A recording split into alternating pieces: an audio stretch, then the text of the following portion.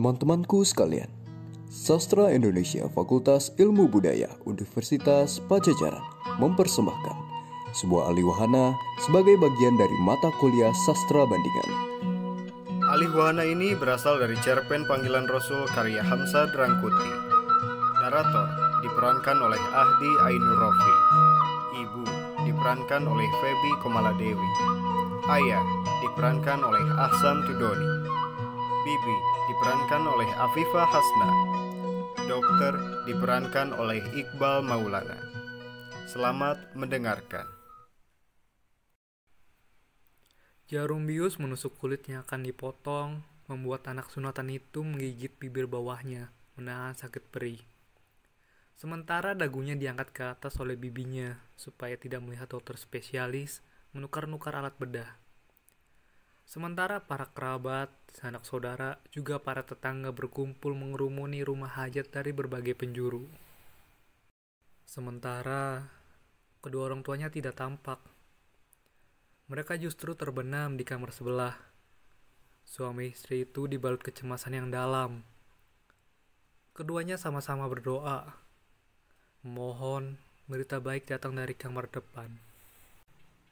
Perhatian mereka kemudian tertuju pada dua gambar yang terpajang di dinding. Di tiap gambar, tampak sepasang suami istri itu berdiri mengapit seorang anak lelaki yang mengenakan pakaian kebesaran. Ibu menurunkan kedua gambar itu. Perlahan, gambar-gambar itu dibalikan. Lantas dibacanya sederet tulisan yang ada di belakangnya. Komarudin, anak tertua, disunat Rasul tanggal 6 Februari 1952. Meninggal dunia tanggal 6 Februari 1952.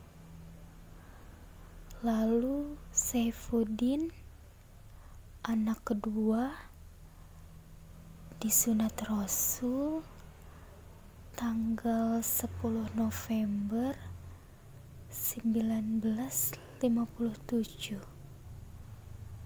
Dan kemudian meninggal dunia tanggal 11 November 1957. Oh Tuhan, cukuplah kedua anak ini yang kau ambil ketika sedang kusucikan. Lanjutkan keturunan kami, ya Allah.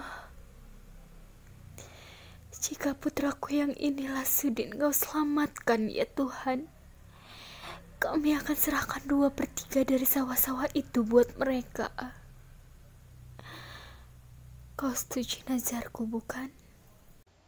Iya, aku setuju. Kita akan bersedekah besar-besar. Dan panen tahun ini, kita berikan separuhnya buat mereka.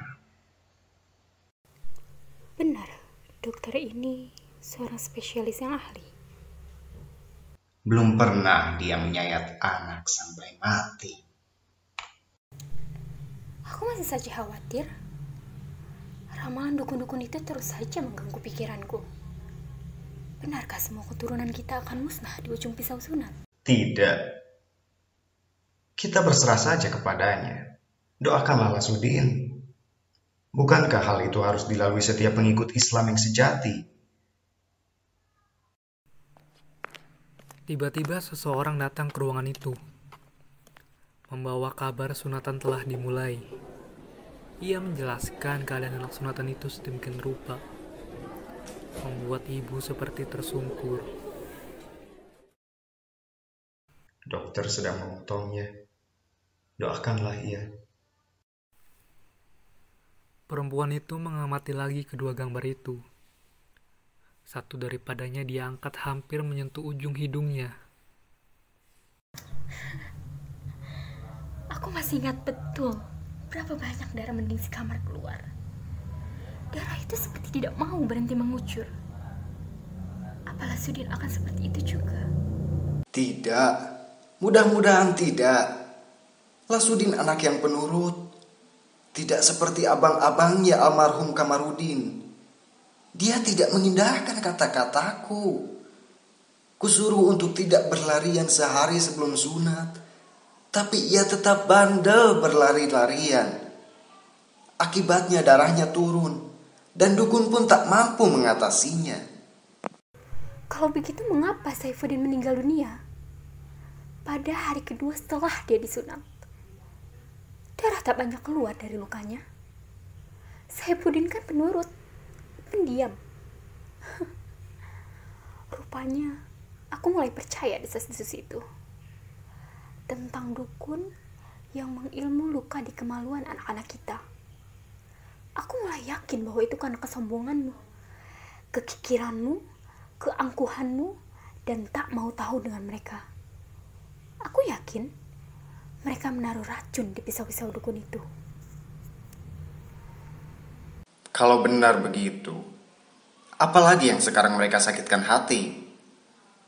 Aku telah lama mengubah sikapku. Tiap kemalangan aku datangi. Tiap kesusahan aku tolong mereka. Tidak seorang dari mereka yang tidak kuundang dalam pesta tadi malam. Dan mereka semua datang. Aku yakin mereka telah menerimaku dan memaafkanku. Cukup. Kau terlambat.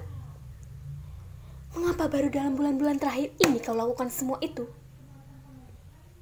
Bagi mereka, mungkin itu belum cukup. Mereka akan meminta lebih banyak. Memusnahkan seluruh keturunan. Oh, apakah anak yang tak berdosa itu akan mengulangi nasib abang-abangnya? Hanya untuk menebus sikapmu yang kikir, tamak, dan lintah darat. Oh, malangnya.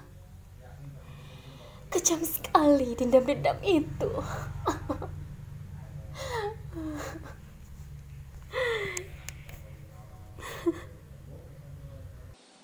Mudah-mudahan mereka tidak melakukan itu. Tuhan, hanya Dia yang kuharap melanjutkan keturunanku, pewaris harta sebanyak ini. Luka anak sunatan itu mulai dijahit. Bisik-bisik dari mulut ke mulut orang sekampung mulai ingin dibuktikan. Tiap orang sudah tahu, pagi itu pagi sunatannya anak yang ketiga dari seorang tuan tanah. Di kepala mereka terbayang peristiwa yang dulu. 2 peristiwa di tahun-tahun lalu.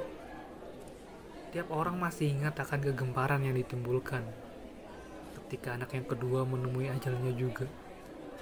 Dan sekarang mereka ingin tahu, apakah nasib itu juga akan ditimpakan pada anak yang ketiga? Dokter memusatkan perhatian. Dia juga tahu desas-desus itu yang menjalar sampai ke kota. Mungkin karena itulah dia bertindak lebih hati-hati menyentuh luka itu, menyelamatkan Lasudin. Tapi ia juga tahu namanya akan tercoreng bila sekali ini sampai gagal. Pada akhirnya, di saat jari-jari dokter mulai melilitkan perban pembalut, sang bibi mulai khawatir. Bagaimana dokter? Mungkinkah darah bakal merembes dari balik perban pembalut? Dia anak ketiga. 2 sebelumnya telah menemui ajal di ruangan ini juga. Saya tahu. Dokter orang ketiga. 2 sebelumnya mengalami kegagalan mengharukan di sini. 2 kali. Sampai 2 kali dokter. Akhirnya dokter mematikan simpul pembalut. Orang di sekitar dipandanginya satu persatu. Anak ini seharusnya tidak seperti yang kalian duga. Dia lain dari kedua abangnya. Urat-urat di kemaluannya tidak seperti yang ada di kemaluan abangnya. Saya pernah dengar peristiwa itu. Dan saya tahu urat-urat yang membawa kematian orang. Dan ini tidak akan membawa kematian Lasudin. Lihat saja, tidak ada darah merembes dari perban itu. Tapi kalau dugaan keluarga ini benar, bahwa ada sekelompok orang yang ingin kematian seluruh anak tuan tanah, Maka anak ini harus kalian jaga ketat. Jangan biarkan mereka mendekat atau mencoba membuka kainnya. Dari segi medis saya jamin keselamatannya. Hei Buyung, besok pagi kalau ada lawan yang berani menggodamu, layani saja. Dia sudah bisa dipakai bertempur.